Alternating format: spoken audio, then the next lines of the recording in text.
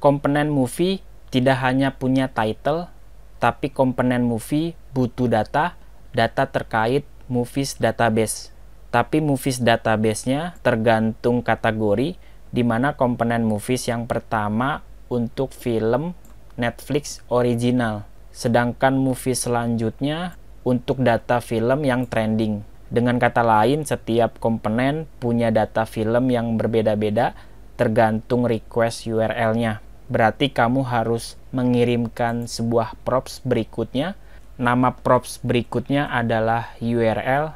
Saya akan pasang di sini sebagai atribut. Nanti bentuknya adalah variabel. Karena URL props-nya itu berasal dari modul API.js, yakni property request yang sudah kita ekspor, maka kita harus impor data ini ke dalam app.js-nya dengan menggunakan keyword import, namanya bebas, import API from /API.js. / ini adalah root dari folder src. Jadi langsung ke API.js tanpa ada folder. Kalau sudah seperti ini, sudah berhasil diimpor, kita akan jadikan nama referensinya, yaitu API. Kita referensikan ke URL untuk bagian properti Netflix original. Jadi kamu bisa sambungkan API.Netflix original sesuai dengan objek yang sudah kita impor. Untuk URL trending now-nya sama, kita akses API.property trending. Kita paste di sini. Jadi lakukan hal yang sama untuk movies lainnya. Pasang atribut URL, tentukan request endpoint-nya, dan daftarkan judul untuk data movies-nya. Berarti di dalam komponen movies, kamu bisa melakukan sesuatu, yaitu mengakses sebuah API berdasarkan URL yang kita kirimkan. Langkah pertama, saya akan impor kelas useState. Penulisannya diperhatikan, kelas ini tersedia di dalam React.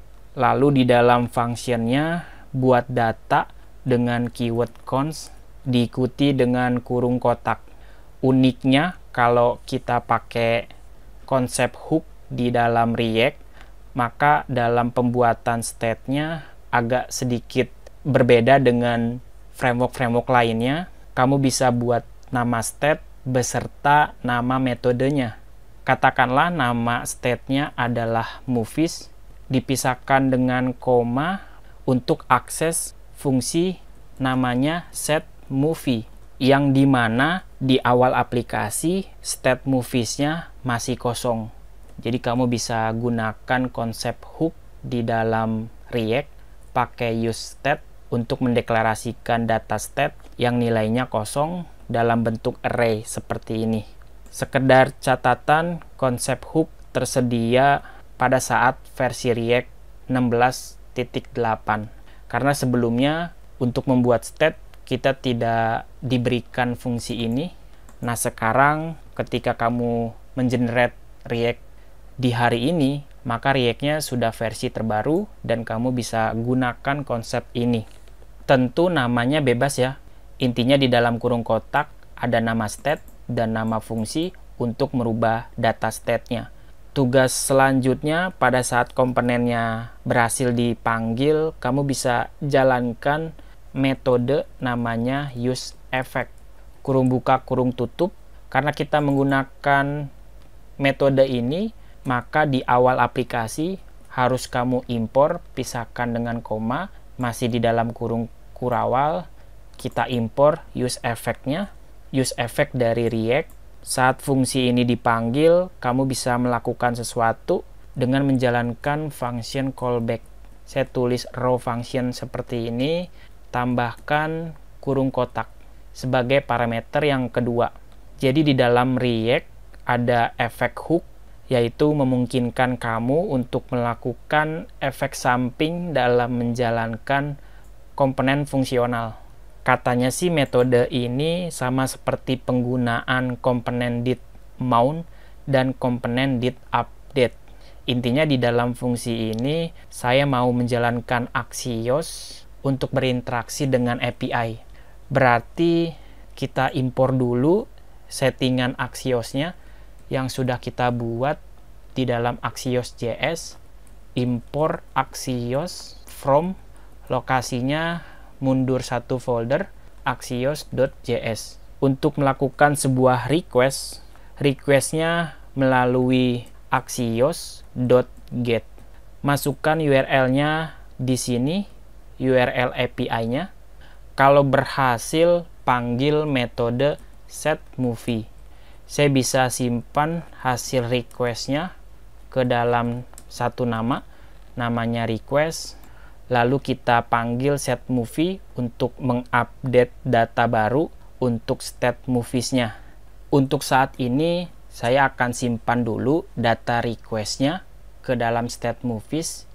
Lalu simpan semua proses Axios-nya ke dalam satu fungsi namanya fetch data kurung kurawal, simpan kodenya di sini. Kenapa saya buatkan function? Karena saya mau menerapkan konsep async await, maka syarat yang pertama di fungsinya harus diawali dengan keyword async, artinya prosesnya diasinkronus. Lalu pada saat kita melakukan request, kita mau requestnya ditambahkan dengan keyword await. Nah, sekarang fetch datanya sudah bisa kita cetak dan langsung menjalankannya. Sebelum aplikasinya dijalankan, saya harus tentukan dulu URL API requestnya. Saya bisa referensikan dari data props yang sudah dikirimkan. Nama propsnya adalah URL sesuai dengan atribut yang kita pasang. Salah naro, harusnya kita taruh di axios.get props.url. Axios di sini adalah modul yang sudah kita ekspor, yaitu modul dari objek Axios-nya.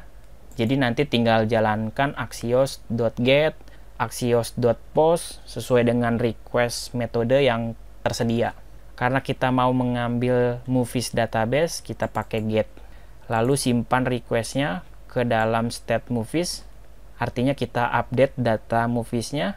Untuk saat ini saya hanya melakukan console log data movies dari state-nya. Harusnya data moviesnya sudah diisi sesuai dengan hasil request yang kita dapatkan. Sebelum kita tampilkan ke dalam template, kita buka dulu aplikasinya. Pada saat kamu menjalankan aplikasinya, kamu mendapatkan data requestnya, hasil request yang sudah kita kirimkan. Kalau kamu lihat informasinya di bagian data, kita punya objek result, yaitu objek movies database-nya.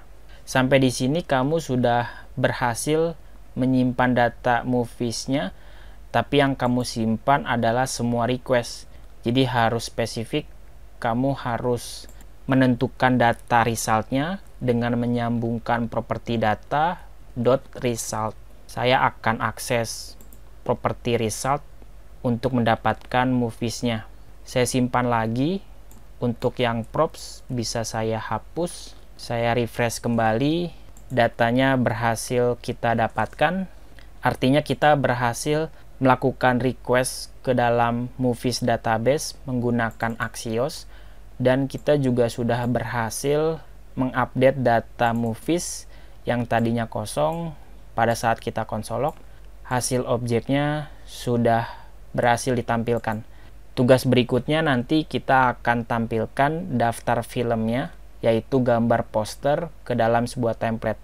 Oke, semoga teman-teman berjalan dengan baik dan tidak ada error. Sampai jumpa di video berikutnya.